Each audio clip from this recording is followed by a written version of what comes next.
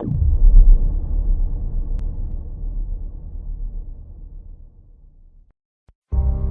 श्री कौन है? जैसे हर कलाकार की आखिरी कला सबसे शानदार होती है, सबसे संपूर्ण होता है, एक चित्रकार का आखिरी ब्रश स्ट्रोक सारे चित्र का निर्णायक लकीर होता है। हे स्त्री, बाइबल कहती है कि तू कुछ खास है। सारे भोजन के बाद जैसे मिठास, तू कुछ खास है। सृष्टिकर्ता ने इंसानों को मिट्टी से बनाया, अपने स्वरूप और सदृश में बनाया, लेकिन तुझे उसने अपने सृष्टि के सबसे अव्वल रचना से तुझे रचा। क्यों?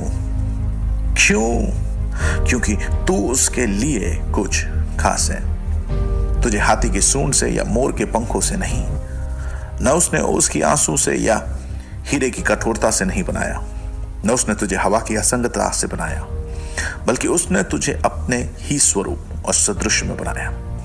बाइबल कहती है कि उसने स्त्री को आदम के लिए एक उचित और बराबर की सहायक, उचित और बराबर की सहायक, यह इब्रानी में एजर बनाया। हेलो, सारी सृष्टि के रचयिता जो ज्ञान और समझ में संपूर्ण है, उसे अच्छी तरह पता है कि मदद हमेशा उनसे लिया जाता है जो आपसे ज्यादा ताकत रखते हैं। स्त्री, तुझे उसने कामवाली या पुरुष की नौकरानी या पैरों की जूती नहीं बनाया, न उसे मनोरंजन के लिए, न मर्दों की गुलामी में रहने के लिए बनाया। उसने तुझे उस पुरुष के लिए एक ताकत का स्रोत, समझदारी और सूझबूझ का खदान, हिम्मत और दिशा का स्रोत, समर्पण, भक्ति और विश्वास का मिसाल और पुरुष का एक बेमिसाल मददगार बनाया। जैसे पवित्र आत्मा जो हमारा मददगार है, उसी के जैसे उसने तुझे रचाया है। जिन हाथों ने तुझे बनाया, उसने तेरे हाथों को भी मजबूत बनाया।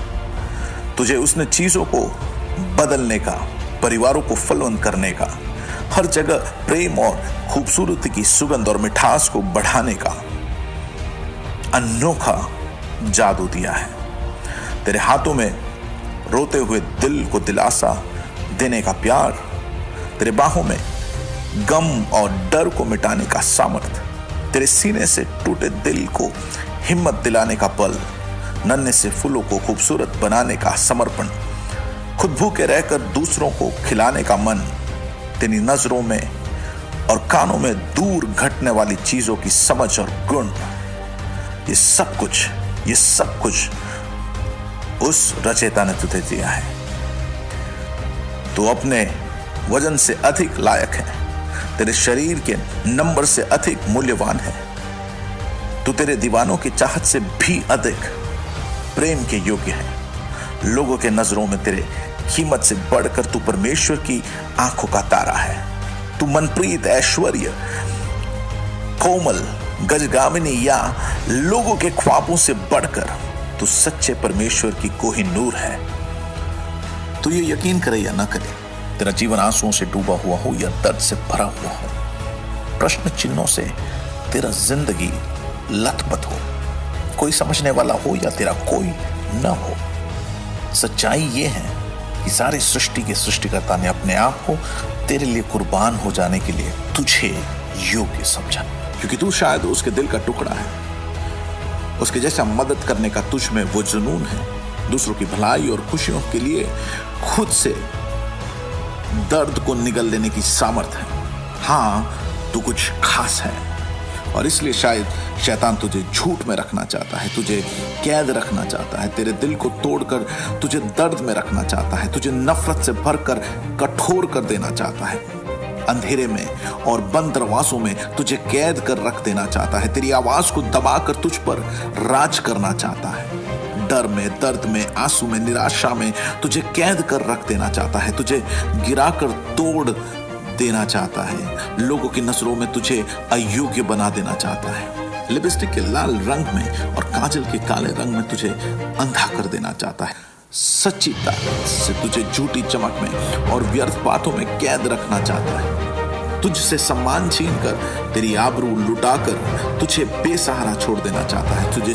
तोड़ देना चाहता है। क्योंकि शायद उसे पता है कि तू कुछ खास है, तेरी ताकत में कुछ बात है, तेरे समर्पण में कुछ अटूट है। और इसलिए उठ, यीशु के पास आ। समरून की स्त्री को जिसने बदल दिया, उसके प्यास को जिसने अपने प्रेम से भर दिया, उसने इतना लायक समझा कि उससे उसने ईश्वरीय सच बांट दिया। नगर के मजाक को उसने नगर के दीपक में रूपांतरित कर दिया। 12 साल से भाव से पीड़ित को जिसने छू लिया, मौत के रास्तों को जिसने बंद कर दिया और जिंदगी यीशु ने उसे लौटा दी। जिसको सबने लूट लिया उसे बेटी कहकर अपना लिया। नैन की विधवा की बेटे को और उसके सपनों को फिर से जगा दिया। 18 साल से झुकी हुई को जिसने उठ खड़ा कर दिया।